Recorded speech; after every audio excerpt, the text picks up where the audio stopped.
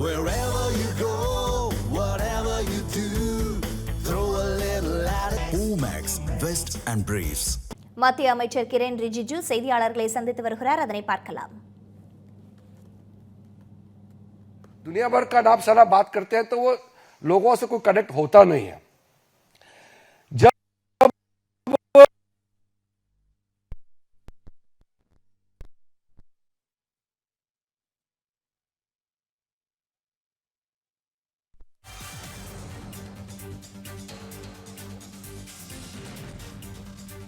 बाहर से officer observer के हिसाब से आते हैं, जब वोटर वोट डालते हैं तो पोलिंग एजेंट अलग अलग पॉलिटिकल पार्टी के पोलिंग एजेंट पोलिंग स्टेशन में रहते हैं. वो चेक करते हैं कौन वोट डाला है, कौन अभी नहीं डाला, वो चेक करता है. अब अगर कांग्रेस का एजेंट वहां अगर नहीं है तो बता दे कि वो एजेंट नहीं रख पाया. पोलिंग एजेंट रहता ही है, हर पॉलिटिकल पार्टी का, हर कैंडिडेट का पोलिंग एजेंट रहता है और उसी हिसाब से वोटिंग होते हैं. उसके बाद में जो वोटिंग होने के बाद अगर कोई उसमें गड़बड़ी है तो आप इलेक्शन कमीशन को पिटीशन दे सकते हैं, अपील कर सकते हैं. उसमें अगर लगता है कि न्याय नहीं मिला तो फिर आप अदालत जा सकते हैं. ये सब तो करना नहीं इनको. फिर जब पोलिंग हो जाने के बाद जब काउंटिंग होते हैं उसमें भी हर कैंडिडेट का, हर पॉलिटिकल पार्टी का काउंटिंग एजेंट्स होते हैं. वो बहुत पारदर्शिता के साथ, पूरा ट्रांसपेरेंसी के साथ सारा इलेक्शन प्रोसेस होता है. मैंने 7 चुनाव लड़ा है. हम कैंडिडेट में रहते हैं, हमारे एजेंट्स रहते हैं. कहां गड़बड़ी होते हैं. अगर गड़बड़ी हुआ, कोई अधिकारी ने गड़बड़ किया तो अदालत जाएंगे. तो अदालत में कभी कभी हुआ है, चुनाव को रद्द भी कराया है, न्याय देता है. इनको अदालत नहीं जाना है, इलेक्शन कमीशन में अपील नहीं करना है. बस प्रेस कॉन्फ्रेंस कॉल करेंगे और किसी ने प्रेजेंटेशन बना दिया उसको दिखाएंगे और फिर भाग जाएंगे. क्या लोकतंत्र ऐसे चलेगा क्या? हम लोग जब अपोजिशन में थे, कितने साल हम लोग अपोजिशन में थे, उस जमाने में जो ये कोर्ट्स का जो व्यवस्था था उस समय कैसे था? सारे जजेस सरकार अपॉइंट करते थे. आजकल तो कॉलेजियम सिस्टम से जजेस अपॉइंट करते हैं. कांग्रेस के जमाने में कांग्रेस ही सरकार जज अपॉइंट करते थे. इलेक्शन कमीशन सरकारी अपॉइंट करते थे, सीबीआई डायरेक्टर, सारा चीज सरकारी अपॉइंट करते थे. लेकिन भारतीय जनता पार्टी ने कभी भी ये नहीं कहा कि हम लोकतंत्र में विश्वास नहीं रखते हैं. कभी नहीं कहा. हम संघर्ष करते रहे, लगातार संघर्ष करते रहे और हमने जीत प्राप्त किया, लोगों का विश्वास प्राप्त किया है. हमने कभी भी अदालत को गाली नहीं दिया. हमारा पार्टी ने कभी भी इलेक्शन कमीशन को गाली नहीं दिया. हमने लोकतंत्र की व्यवस्था को हमने सवाल नहीं उठाया.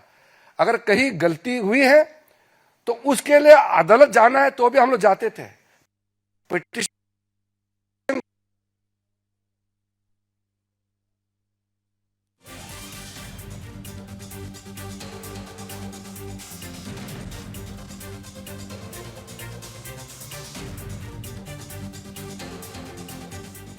लोगों का बीच में नहीं जाते हैं, बाहर घूमते रहते हैं तो चुनाव तो हारेगा ही.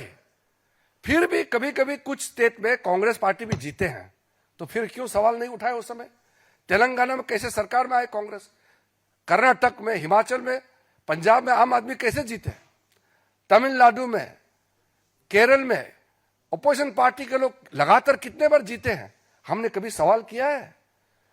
तो इसलिए मेरा पत्रकार बंधुओं से मेरा ये हाथ जोड़ के मैं विनती करना चाहता हूं कि आपका समय को राहुल गांधी जी समय समय में खराब करते रहते हैं, लेकिन जो सही मत है आपके माध्यम से लोगों तक पहुंचना चाहिए.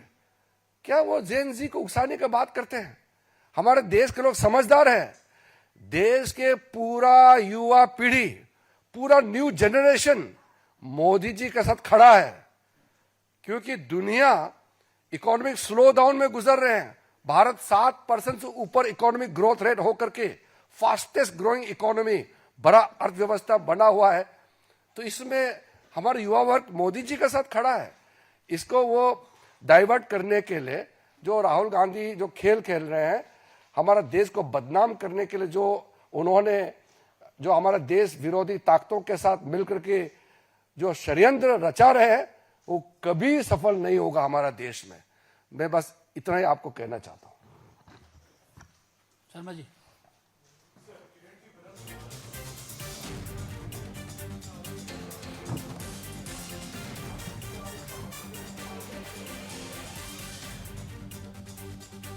कांग्रेस पार्टी जो कांग्रेस की विफलता को राहुल गांधी के सर में फोड़ने के बजाय ईवीएम को फोड़ रहे हैं। वोट चोरी का क्या अर्थ होता है?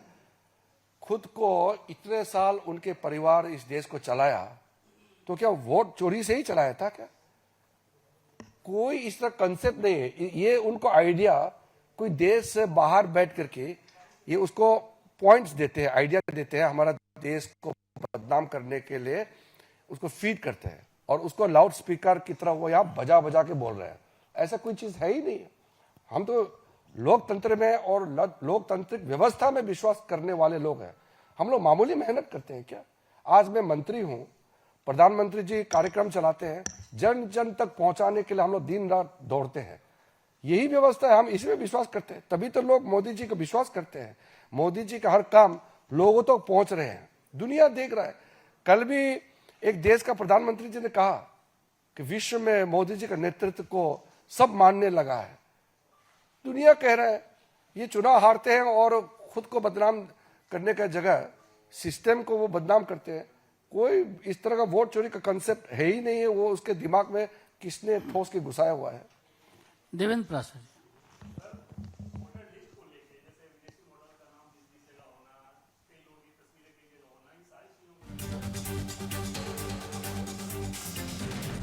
मैंने आपको क्लियरली कह दिया कि वोटिंग से पहले सब पार्टी के पास वोटर लिस्ट होते हैं।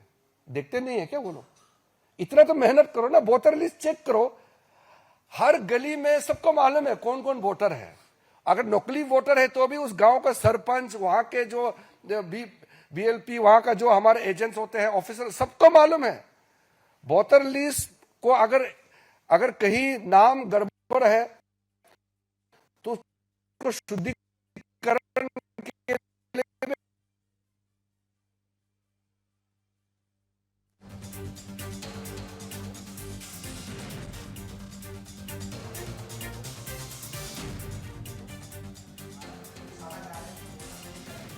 वो तो मैंने आपको अभी भी कह दिया कि भारत के युवा समझदार है और वो मोदी जी के साथ खड़ा है। Aishwarya Paliwal,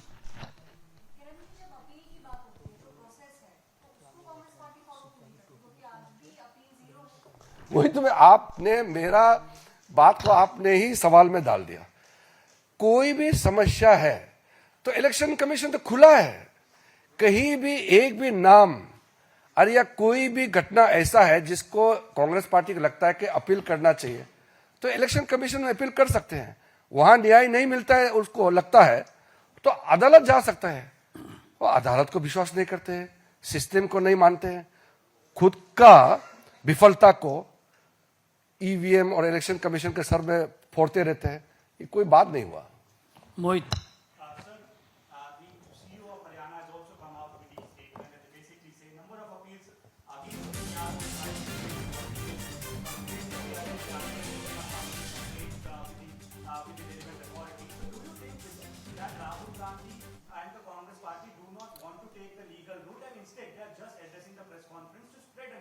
You have exactly pointed out what the CEO of Haryana has stated.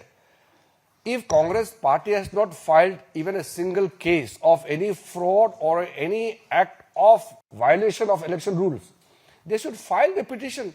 If there is not a single petition made by the Congress party is there with the authorities, what audacity Rahul Gandhi has.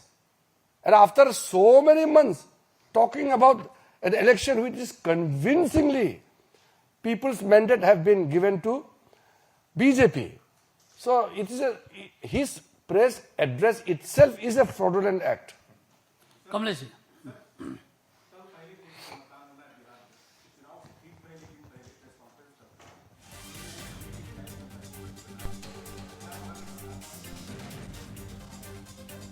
वहां जो कांग्रेस के जो कुछ साथी हैं बिहार में वो रो रहे होंगे। इतना क्रिटिकल समय में वहां बैठ करके प्रचार करके वो मेहनत करने का जगह है, पूरा दिल्ली में प्रेस कॉन्फ्रेंस करके भटका रहे हैं। तो अभी जितना उनके जो कांग्रेस के साथ मिला हुआ है वो पूरा कन्विंस है कि कांग्रेस पार्टी के साथ राहुल गांधी के साथ जाएगा तो उनके भी नाव डूब जाएंगे, ये कन्विंस हो गया। जी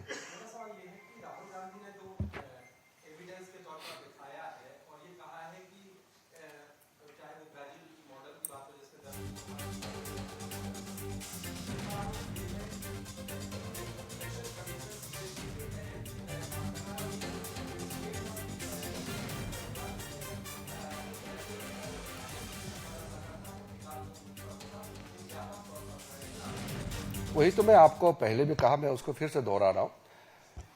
हम लोग तो मेहनत करते हैं और हम लोग इलेक्शन लड़ते हैं जीतने के लिए, क्योंकि इलेक्शन तो जीतने के लिए तो मेहनत करते हैं ताकि हम लोगों का सेवा कर सकें, लोगों का वोट प्राप्त करें, विश्वास प्राप्त करें।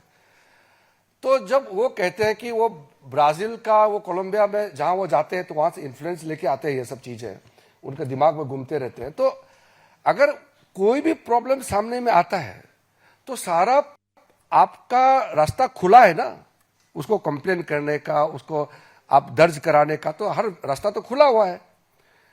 तो हर पोलिंग स्टेशन का वोटर लिस्ट होता है, polling station wise voter list होता है। वहां एक भी वोटर अगर गलत है तो उसका पोलिंग एजेंट उसी समय क्यों नहीं बोला?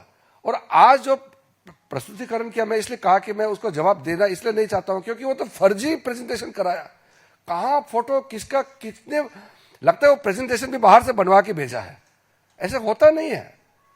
और जिस पोलिंग स्टेशन में प्रॉब्लम है वहां का ARO होते हैं, फिर उस राज्य का RO होते हैं, वहां CEO होते हैं, वहां क्यों नहीं बात करते हैं?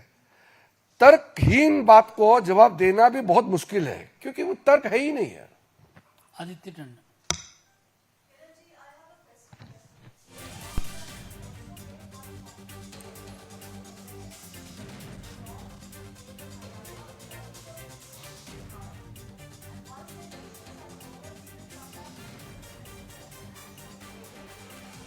No, that in a way, Sri Rahul Gandhi has considered that he cannot work hard, he cannot go to the people, he will come once in a blue moon and wave his hand and then he will vanish again.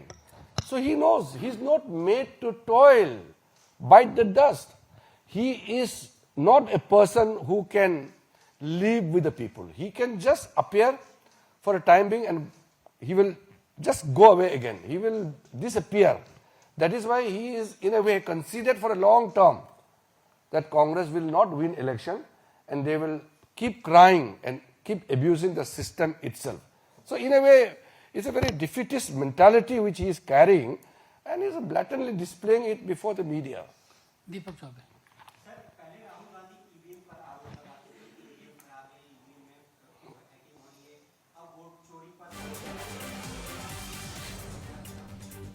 EVM तो मैंने आपको पहले बताया, 2004 का EVM चुनाव में हम हार गए, फिर 2009 में भी ईवीएम चुनाव में भी हम हार गए। तो हमने तो रोना तो नहीं किया ना, हमने ईवीएम को गाली नहीं दिया, हम और ज्यादा मेहनत किया और मोदी जी के नेतृत्व में 14 में हमने रिकॉर्ड मार्जिन से जीत के आए। मेहनत करना पड़ता है जी चुनाव जीतने के लिए। और भारत के लोकतंत्र में एक दो बार तस्वीर खींच की, जिंदगी में खेती देखा नहीं है, खेत में जाकर के किसानों के साथ फोटो खींचने का नाटक करेंगे। जिंदगी में एक मछली पकड़ा नहीं है, हम तो बचपन में हम लोग तो ये सब करके आए हैं, मछली पकड़ने का नाटक करेंगे, एक फोटो खींचेंगे। हम तो उस परिवार से हम लोग पाल पोस करके जी के आया है, वो तो जिंदगी में देखा नहीं, आज नाटक करता है किसी दलित का वहां जाकर के फोटो खींचने का। तो ये फोटो खींचने का जो शौक है उससे चुनाव नहीं जीत सकता है। चुनाव जीतने के लिए मेहनत करना पड़ता है। हम लोग कितना मेहनत किया है, देखो हम 7 बार चुनाव लड़े हैं, हम 4 बार जीते हैं, बाकी तो हम भी हारे हैं, लेकिन हम कभी भी ऐसा सिस्टम को हमने गाली नहीं दिया जो आज कांग्रेस पार्टी कर रहा है। अभिषेक Dubey.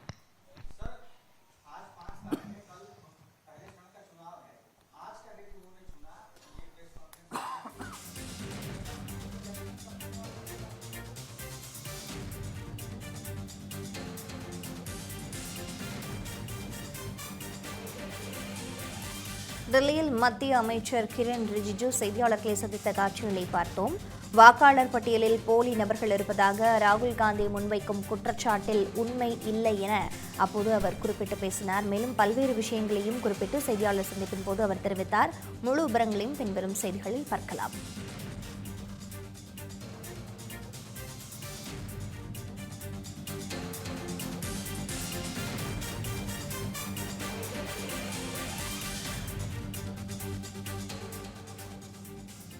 Wherever you go, whatever you do, throw a little at it. Omax, Vest and Briefs.